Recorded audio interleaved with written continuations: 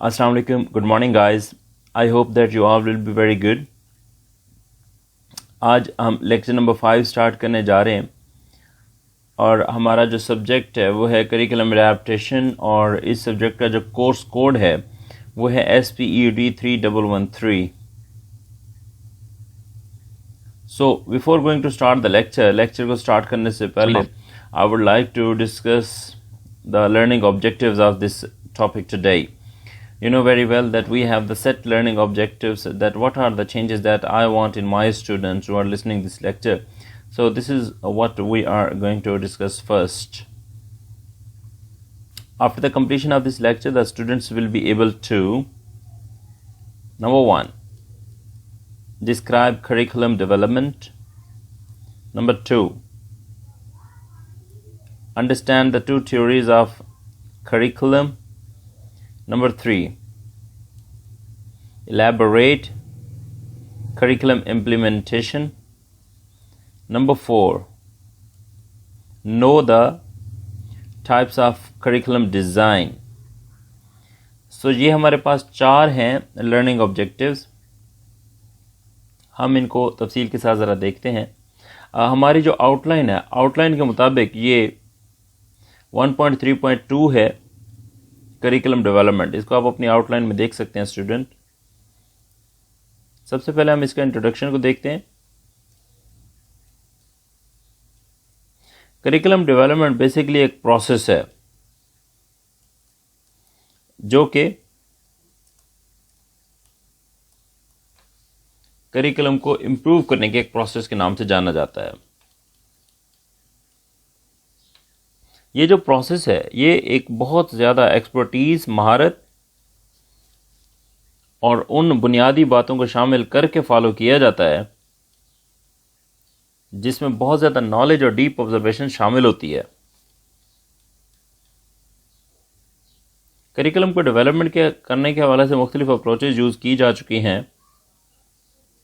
तो हम इस वक्त 2 बेसिक अप्रोचेज की बात करेंगे जो कि करिकुलम डेवलपमेंट में एक अहम जो है ना अहमियत की हामिल है.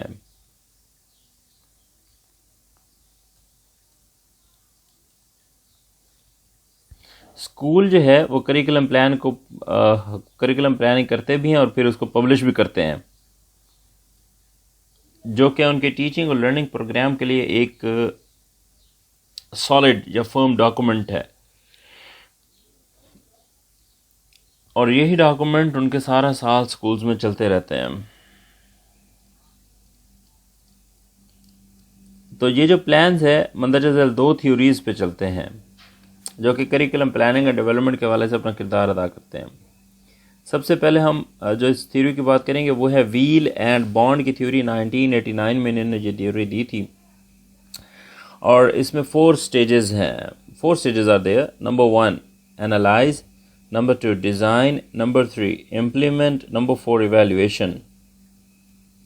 अगर हम एनालाइज की बात करें तो एनालाइज का मतलब है कि नीड्स और रिक्वायरमेंट्स को देखना. करिकुलम की आपकी जो भी नीड्स एंड रिक्वायरमेंट्स है वो आप देखें, एनालाइज करें. अब ये नीड्स स्टूडेंट की भी हो सकती हैं, सोसाइटी की हो सकती हैं, स्कूल की हो सकती हैं, आपके कंट्री की हो सकती हैं, आपके कल्चर की हो सकती हैं.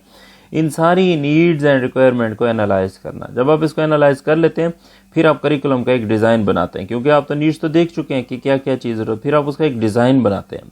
जब डिज़ाइन बना लेते हैं फिर आप नंबर 3 पे उसकी इम्प्लीमेंटेशन, उसको लागू करते हैं, उसको इम्प्लीमेंट करते हैं जहाँ जहाँ उसकी ज़रूरत होती है. और नंबर 4 पे इवैल्यूएशन. इम्प्लीमेंटेशन के बाद फिर आप उसको इवैल्यूएट करते हैं कि अब तक जो करिकुलम बना है ये ठीक है या गलत है. If it is right then fine, go ahead. If it is wrong then go from the first point again. दोबारा एनालाइज करें, दोबारा डिज़ाइन बनाएं, फिर इम्प्लीमेंटेड, फिर इस तरह ये प्रोसेस चलता रहता है. ये 4 स्टेजेस हैं. दूसरी जो थ्योरी है हमारे पास करिकुलम प्लानिंग एंड डेवलपमेंट की,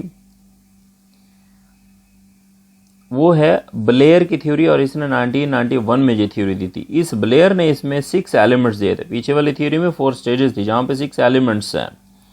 मैंने स्लाइड्स में सिर्फ जो है ना पॉइंट्स ही लिखे हैं. एक्सप्लेन मैं ऑरली कर रहा हूँ and I expect from all of you कि आप अपनी क्रिएटिव राइटिंग स्किल की मदद से इनको एक्सप्लेन या एलैबोरेट करते जाएंगे, लिखते जाएंगे साथ साथ. तो दूसरी जो थ्योरी है वो ब्लेयर ने दी थी 1991 में. इसने 6 एलिमेंट्स दिए थे. Number 1 dedication, number 2 exploration, number 3 डिस्टालेशन। डिस्टालेशन के अंदर मज़ीद 3 सब पॉइंट है। नंबर 1 पे है सिंथेसाइज, नंबर 2 पे जो है रिवाइज, नंबर 3 पे एनालाइज। एलिमेंट नंबर 4 डिस्टालेशन के बाद है utilization, element number 5 characterization, element number 6 revitalization. अब हम इन 6 एलिमेंट्स को ज़रा समझते भी हैं।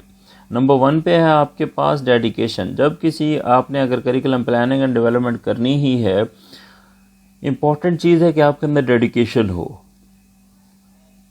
ये जो डेडिकेशन है ये आपके अंदर इंटरेस्ट डेवलप करते हैं और इसी इंटरेस्ट की बेस पे आप एक वो काम करते हैं जिसके लिए आप तैयार हैं, जिसके लिए आप रेडी हैं उस काम को करने के लिए, या जिस काम को आप करने के लिए अपना माइंडसेट बना चुके हैं। तो डेडिकेशन इज़ इम्पॉर्टेंट।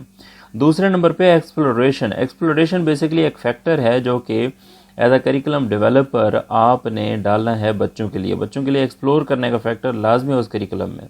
तीसरे नंबर पे डिस्टालेशन। डिस्टालेशन के मज़ीद 3 सब पॉइंट है। नंबर 1 पे है आपके पास सिंथेसाइज। सिंथेसाइज का मीनिंग है कि पुरानी इन्फॉर्मेशन में नई इन्फॉर्मेशन मिलाना, ये सिंथेसाइज है। और अब तक आपने जो भी इन्फॉर्मेशन इकट्ठी की है करिकुलम की, उसके हवाले से आप उसके अंदर नई इन्फॉर्मेशन मिलाना शुरू कर दें, ये है सिंथेसाइज। जब आप सिंथेसाइज कर लें फिर आप उस सारे को तरतीब से लेके रिवाइज़ करें। जो भी इन्फॉर्मेशन आपके उस करिकुलम के हवाले से उस सारे को रिवाइज़ करें।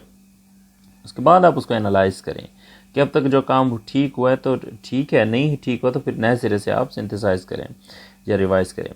फिर उसके बाद एलिमेंट नंबर 4 है यूटिलाइजेशन। करिकुलम बनाते हुए आपने उसकी यूटिलाइजेशन का भी ख़ास ख्याल रखना है। ये ना हो कि करिकुलम बन जाए और वो एक तरफ पड़ा हो, लोग बोलें कि ये इम्प्लीमेंटेशन के काबिल ही नहीं है, इसको इम्प्लीमेंट ही नहीं किया जा सकता। आपने उस करिकुलम की यूटिलाइजेशन का ख़ास ख्याल रखना है। जाहिर सी बात है जिस मकसद के लिए बनाया गया उस मकसद को पूरा करें। नंबर 5 पे करेक्टराइजेशन। अब आप उस करिकुलम को करेक्टराइज करें, क्लास वाइज कर दें, 1 का ये, 2 का ये, 3 क्लास वाइज उसको कर दें करेक्टराइजेशन। और सबसे लास्ट पे है आपके पास रिवाइटलाइजेशन। इसमें फिर 2 पॉइंट्स हैं, एक इम्प्लीमेंटेशन है, दूसरा इवैल्यूएशन। यानी कि रिवाइटलाइजेशन का मीनिंग है कि जो करिकुलम आपने बनाया है आप उसको इम्प्लीमेंट भी करें और इम्प्लीमेंट करने के बाद उसको इवैल्यूएट भी करें कि ये करिकुलम जो ठीक बना हुआ है ठीक है या नहीं। अगर ठीक है तो चलने दें, नहीं ठीक नए सिरे से डेडिकेशन पे आ जाएं। ये हैं हमारे पास 2 theories of curriculum planning and development. थोड़ा सा आगे चलते हैं।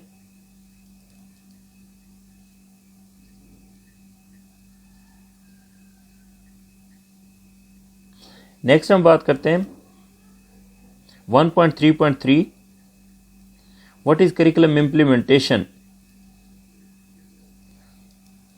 ये बेसिकली एक टर्म है करिकुलम इम्प्लीमेंटेशन। इसका मतलब यह है act of working out of the plans and suggested that have been made bye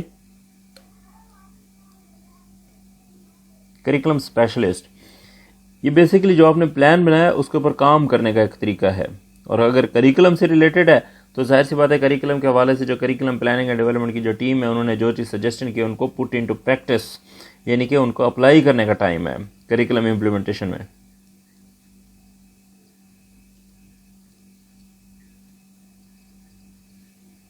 और अप्लाई कौन करता है? स्कूल टीचर्स करते हैं, सब्जेक्ट स्पेशलिस्ट करते हैं, जिस क्लास के साथ वो टीचर्स अटैच होते हैं।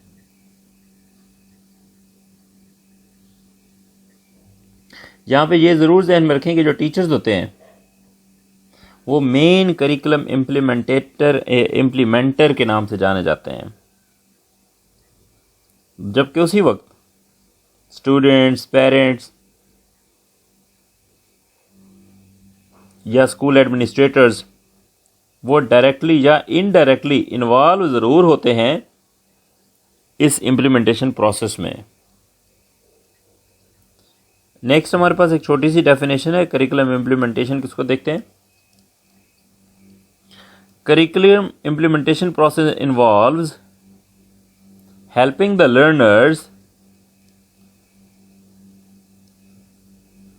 the learners to acquire knowledge और एक्सपीरियंस। करिकुलम इम्प्लीमेंटेशन का जो प्रोसेस है वो बेसिकली लर्नर की हेल्प करता है ताकि वो नॉलेज और एक्सपीरियंस हासिल कर सके।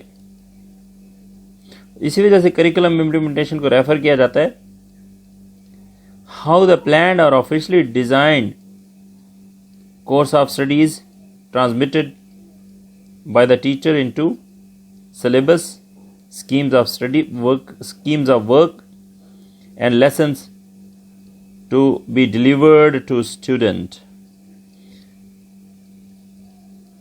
तो basically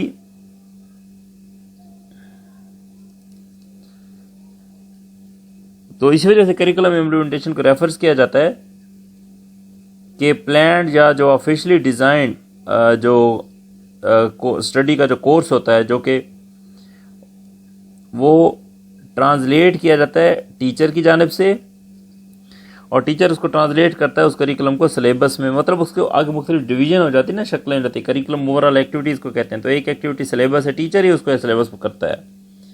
schemes of work plan करता है एक्टिविटीज़, और लेसन जो कि स्टूडेंट्स को डिलीवर किए जाते हैं। नेक्स्ट हम बात करते हैं what is the meaning of implementation. Implementation का जो मीनिंग है वो ये है कि जो प्लान है ना उसका एज अ गाइड यूज करें ताकि लर्नर्स को इंगेज किया जा सके टीचिंग लर्निंग प्रोसेस में, और उसका नतीजा ये होना चाहिए कि लर्निंग बच्चे की लर्निंग हो और लर्निंग आउटकम सारे अचीव हो जाएं। करिकुलम इम्प्लीमेंटेशन किसी क्लास में अपनी जगह इसको इम्प्लीमेंट किया जा सकता है, एक स्कूल में इसको इम्प्लीमेंटेशन किया जा सकता है, एक डिस्ट्रिक्ट में इसको इम्प्लीमेंट किया जा सकता है, एक डिवीज़न में इम्प्लीमेंट किया जा सकता है, या पूरा जो हायर एजुकेशन सिस्टम है उस सारे में इसको अप्लाई किया जा सकता है करिकुलम इम्प्लीमेंटेशन को। नेक्स्ट एक क्वेश्चन है how curriculum is design for better implementation. एक अच्छी इम्प्लीमेंटेशन के लिए करिकुलम को कैसे डिज़ाइन किया जाता है। बेसिकली करिकुलम डिज़ाइन के 3 बेसिक टाइप्स हैं। नंबर 1 पे subject centred curriculum, number 2 learner centred curriculum, number 3 problem centred design. ये मैं पहले भी शायद आपके साथ डिस्कस कर चुका हूँ पिछले वाले लेक्चर्स में ना। तो इन तीनों मॉडल्स की अगर एक शॉर्ट डिस्क्रिप्शन की बात की जाए, इसमें जो सब्जेक्ट सेंटर्ड करिकुलम है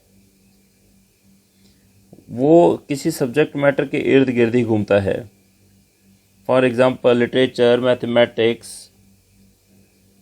या बायोलॉजी सब्जेक्ट सेंटर्ड है।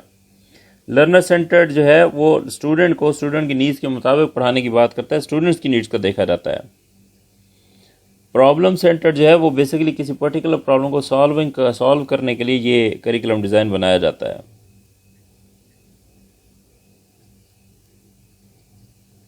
सो कंक्लूजन की जाने बढ़ते हैं जी।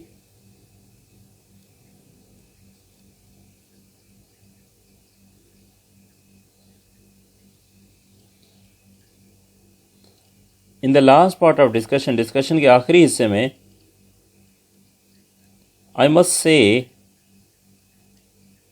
that curriculum implementation is not a smooth process, but it is quite comprehensive process and deflect-less process। यानी कि डिस्कशन के इस आखिरी हिस्से में मैं ये ज़रूर कहता हूँ कि करिकुलम इम्प्लीमेंटेशन एक आम सा सादा सा स्मूथ प्रोसेस नहीं है, बल्कि ये एक मुकम्मल कॉम्प्रिहेंसिव और डिफेक्ट लेस प्रोसेस है। This is carried out by developing strong and comprehensive curriculum.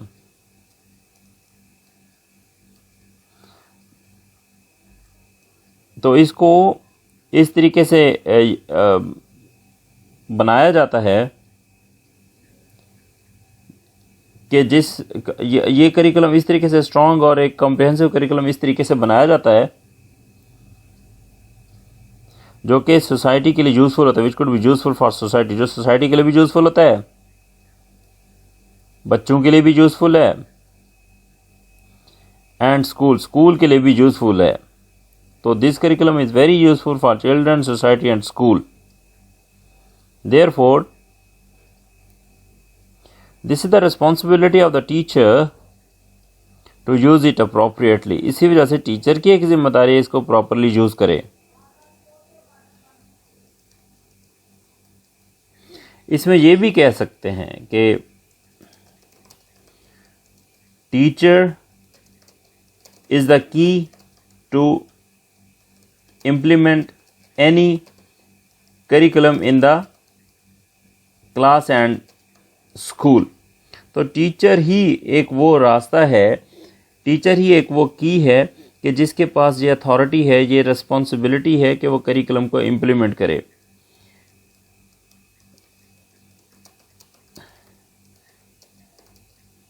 जब ये चीज़ टीचर से कंसर्न्ड है तो ये बहुत वाज़ेह है, it is very clear that teacher needs to work on their own personality first, then they are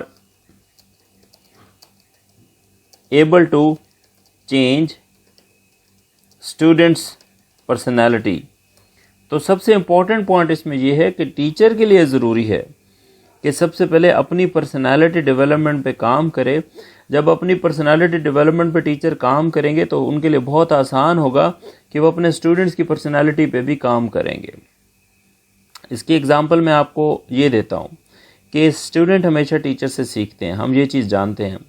अब मैं आपको एक एग्जांपल देता हूँ, इस एग्जांपल को समझिएगा। एग्जांपल ये है कि फॉर एग्जांपल अगर हमने मुल्तान से लाहौर जाना है तो हम लाहौर का रास्ता उसी से पूछेंगे जो पहले लाहौर जा चुका होगा। हम उससे लाहौर का रास्ता कभी नहीं पूछेंगे जो लाहौर कभी नहीं गया हो। ये एक सिंपल सा वे है चीज़ों को समझने का। तो मुल्तान जाने का रास्ता जिसने पूछना है वो है स्टूडेंट, और मुल्तान से लाहौर जाने का रास्ता जिसने पूछना है वो है आपका स्टूडेंट जो क्लास में बैठा है, बच्चा। और उसे लाहौर का रास्ता आपने बताना है या नहीं बताना वो आप हैं। अगर आप लाहौर गए होंगे, अगर आपने अपनी पर्सनालिटी डेवलपमेंट पे काम किया होगा, अगर आपने अपने आप को अच्छा टीचर बनाने की कोशिश की होगी। अच्छा टीचर बनाना और अच्छा टीचर समझना दोनों में फ़र्क है, ठीक है। तो अगर आपने खुद को अच्छा टीचर बनाने की कोशिश की होगी, अपनी पर्सनालिटी डेवलपमेंट पे काम किया होगा, तो यहाँ पे आपने ये ज़रूर समझना है कि तब ही आप इस काबिल होंगे कि आप अपने बच्चे को बहुत अच्छे तरीके से गाइड कर सकें। और अगर आपने अपनी पर्सनालिटी डेवलपमेंट पे काम नहीं किया, पर्सनालिटी डेवलपमेंट ये नहीं है कि यूनिवर्सिटी में या कॉलेज में एडमिशन ले लिया और साथ मास्टर डिग्री ले ली या एमफिल डिग्री ले ली, वो आपकी पर्सनालिटी डेवलपमेंट होगी। नो, ये तो आपकी एजुकेशन है। Degree is a piece of paper. मज़ा तब है जब आप अपनी एजुकेशन को नॉलेज बनाते हैं, क्योंकि यही नॉलेज ही है जो आपके आगे काम आएगा। तो इस वजह से जिस भी इदारे में आप पढ़ रहे हैं, कॉलेज में या यूनिवर्सिटी में, तो आपके लिए बहुत ज़रूरी है कि आप कमिटेड होकर पढ़ें, आप ऑनेस्टली अपनी जो कमिटमेंट वो शो करें, आप एक ऐसा बिहेवियर रिप्रेजेंट करें, एक ऐसी रिस्पॉन्सिबिलिटी शो करें कि जिससे आपकी पर्सनालिटी डेवलपमेंट पे काम हो। और जहन में रखें, आप इस दुनिया में ज़िंदगी में हर काम कर सकते हैं, लेकिन पर्सनालिटी डेवलपमेंट उस एक्सपर्टीज़ से आती है, उस तजर्बे से आती है, उस वक्त गुजारने से आती है कि जब आप ख़ुद उस पर आहिस्ता आहिस्ता काम करते हैं। क्योंकि पर्सनालिटी डेवलपमेंट बड़ा स्लो प्रोसेस है, एक्टिव प्रोसेस नहीं है। कई साल लगते हैं लोगों को अपनी पर्सनालिटी डेवलपमेंट पे काम करते हुए। सो थोड़ा थोड़ा करके, कतरा कतरा करके जब एक जो दरिया बनता है, समंदर बनता है, तो इसी तरह आप भी एज अ स्टूडेंट थोड़ा थोड़ा करके अपनी पर्सनालिटी डेवलपमेंट पे काम करें। इंशाल्लाह ज़िंदगी के किसी हिस्से में आपको खुद महसूस होगा, आपको महसूस ना भी हो, दुनिया आपको कहेगी कि दैट ही और she has a developed personality. तो इस तरह आपकी पर्सनालिटी डेवलपमेंट होती है और ये बहुत ज़रूरी है आपके लिए। इन चीज़ों को अभी से इस पे आप वर्कआउट करें, ताकि जैसे ही आपकी डिग्री कंप्लीट हो तो उसके बाद फिर आपके एक अच्छी शख्सियत सामने आए. So student, this is it for today. If you have any questions, you may ask please in the comment box. You can also like, or you can share this information with anyone else as well. Thank you very much. Take good care and good luck.